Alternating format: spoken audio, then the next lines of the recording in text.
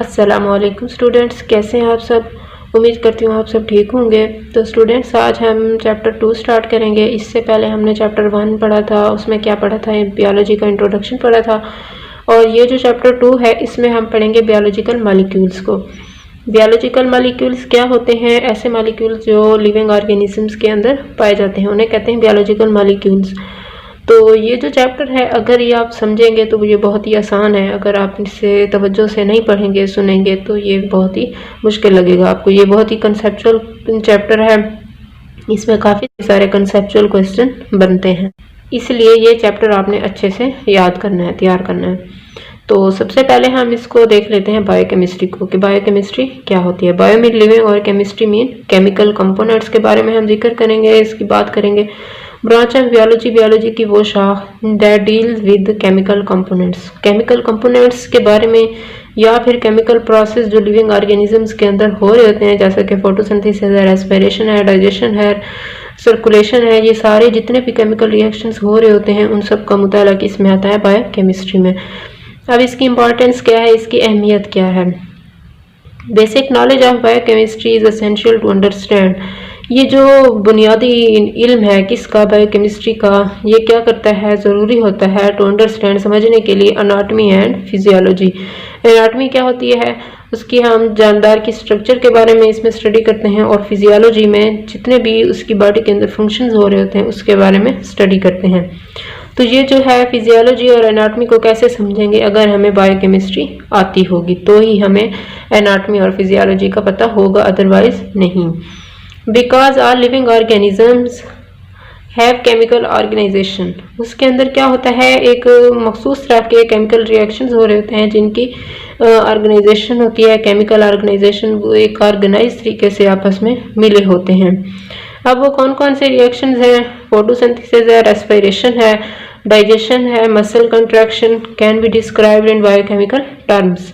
ये जितने भी केमिकल रिएक्शंस हो रहे होते हैं, इन सब को का मुताला किया जाता है बायोकेमिकल टर्म्स में, बायोकेमिकल की डेफिनेशंस में इन सब का मुताला किया जाता है।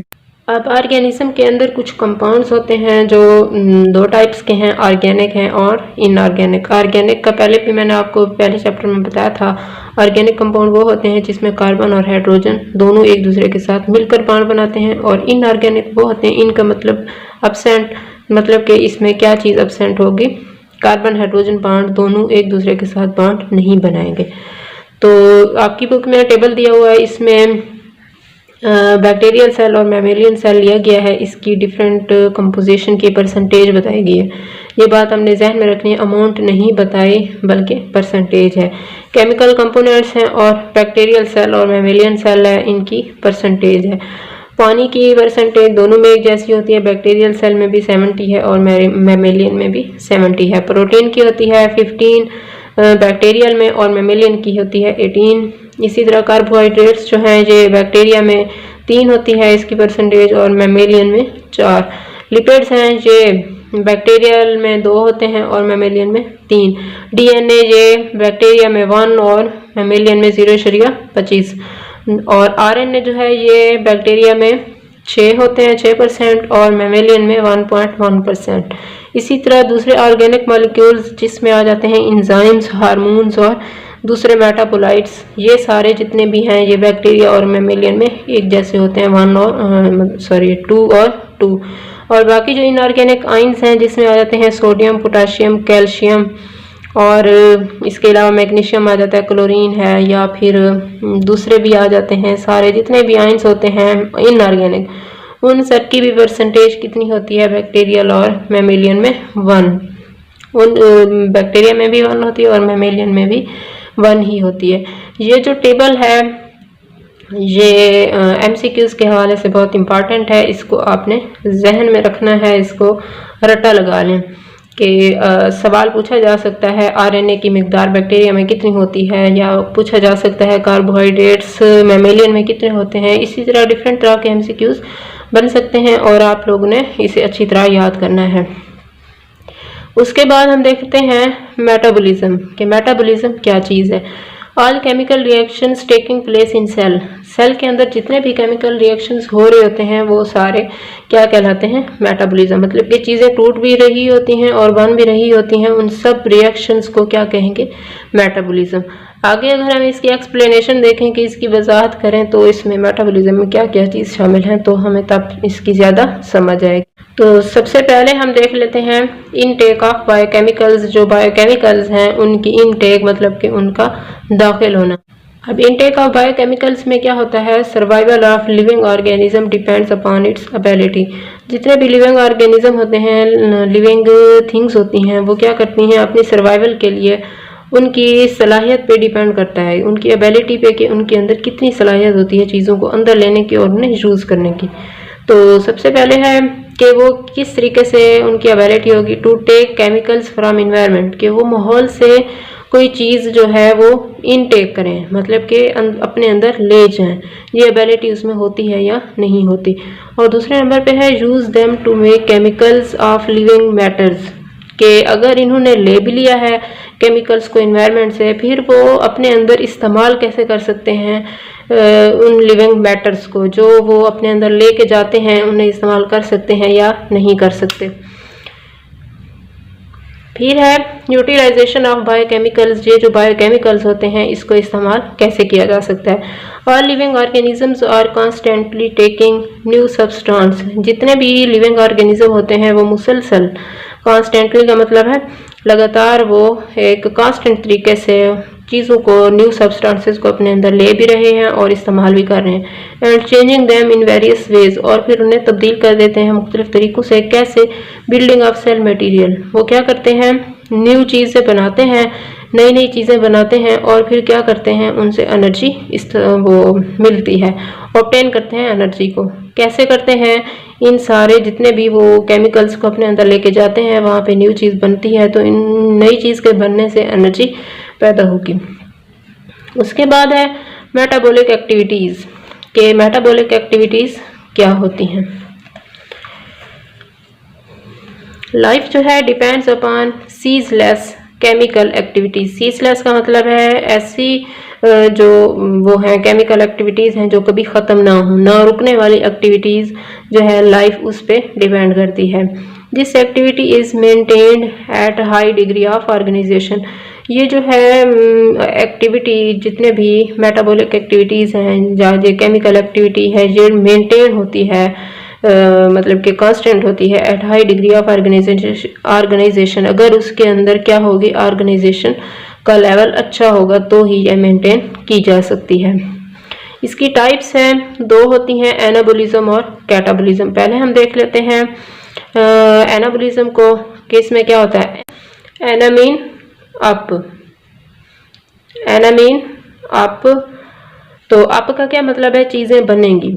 Simple substances are combined to form complex substances, तो इसमें क्या होता है, छोटी छोटी चीज़ें आपस में मिलती हैं और एक बड़ी चीज़ बना देती हैं, इस चीज़ को कहते हैं एनाबॉलिज्म। एना का मतलब है अप, तो इसमें नई चीज़ बनेगी लेकिन बड़ी चीज़ बनेगी, छोटी छोटी चीज़ें आपस में मिलकर नई चीज़ बड़ी चीज़ बना देंगी, उस प्रोसेस को कहेंगे एनाबॉलिज्म।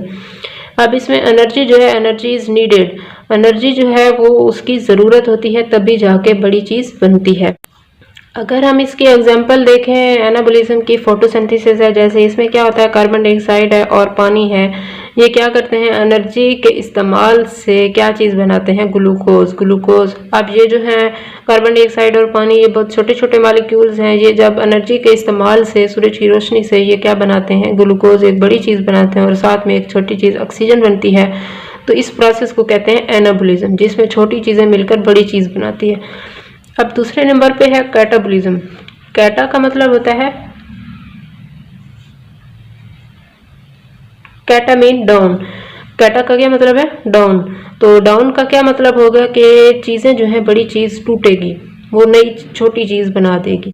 अब दूसरे नंबर पे है कैटाबॉलिज्म। कैटाबॉलिज्म में कैटा का क्या मतलब है, डाउन, डाउन का क्या मतलब है, चीज़ जो है बड़ी चीज़ वो टूट के एक छोटी चीज़ बना देगी, उसे कहते हैं catabolism. Complex substances are broken into simple substances, जो पेचीदा चीज़ें होती हैं वो टूट जाती हैं सादा चीज़ों में, उस चीज़ को कहते हैं कैटाबॉलिज्म। अब इसमें एनर्जी जो है रिलीज़ होगी, खारिज होगी, क्योंकि चीज़ टूट रही है, इसकी एग्जांपल अगर हम देखें तो ये रेस्पिरेशन है। रेस्पिरेशन में क्या होता है, ये फोटोसिंथेसिस का बिल्कुल उलट अमल है। इसमें क्या होता है, ग्लूकोज जो है ये और ऑक्सीजन ये जब मिलते हैं तो ग्लूकोज जो है क्या करता है, टूट जाता है किस में, कार्बन डाइऑक्साइड और पानी में, और साथ में एनर्जी रिलीज होती है। इस प्रोसेस को कहते हैं कैटाबॉलिज्म। अब उसके बाद है coordinated catabolic and anabolic activities. अब कोऑर्डिनेटेड का क्या मतलब है, मिली जुली। Both reaction go hand in cells. इसका क्या मतलब है, ये जो दोनों कैटाबॉलिक और एनाबॉलिक रिएक्शन है, ये हम नहीं कह सकते कि जो कैटाबॉलिक है वो पहले होगा या एनाबॉलिक पहले होगा, बल्कि ये बिल्कुल गलत है। हम ये कहेंगे कि दोनों रिएक्शन एक दूसरे के साथ साथ चल रहे होते हैं, कभी एनाबॉलिक होता है कभी catabolic. Go hand in cell, इसका क्या मतलब है, वो एक दूसरे के साथ साथ चल रहे होते हैं। पहले क्या होगी, एक कम्प्लेक्स चीज अगर टूट रही है, ब्रोकन इनटू सिंपलर, सिंपल में टूटती है, फिर ये दोबारा रीयूज होती है और ये दोबारा से कम्प्लेक्स बना देती है। इस तरीके से क्या होता है, एक चीज बनती है फिर टूटती है, फिर बनती है फिर टूटती है, और यही अमल जारी रहता है। और फिर क्या होता है, interconnection of carbohydrates, lipids and proteins are best example of coordinated catabolic and anabolic activities।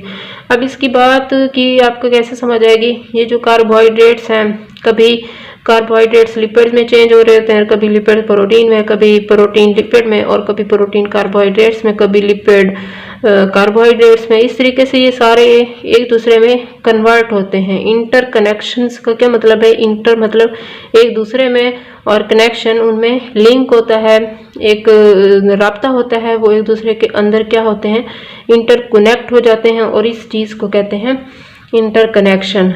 और ये किसकी एग्जांपल है, coordinated catabolic and anabolic activities. Coordinator का भी यही मतलब था कि वो एक दूसरे के साथ मिलजुल कर काम करते हैं, कभी कैटाबॉलिक होता है तो कभी एनाबॉलिक। तो यहाँ तक इसका जस्ट इंट्रोडक्शन था बायोमॉलिक्यूल्स का, बायो कंपोनेंट्स का, बायोकेमिस्ट्री का। यहाँ तक अगर आपको कोई भी इशू है तो आप कमेंट सेक्शन में पूछ सकते हैं। तो यहाँ तक के लिए अल्लाह हाफिज़।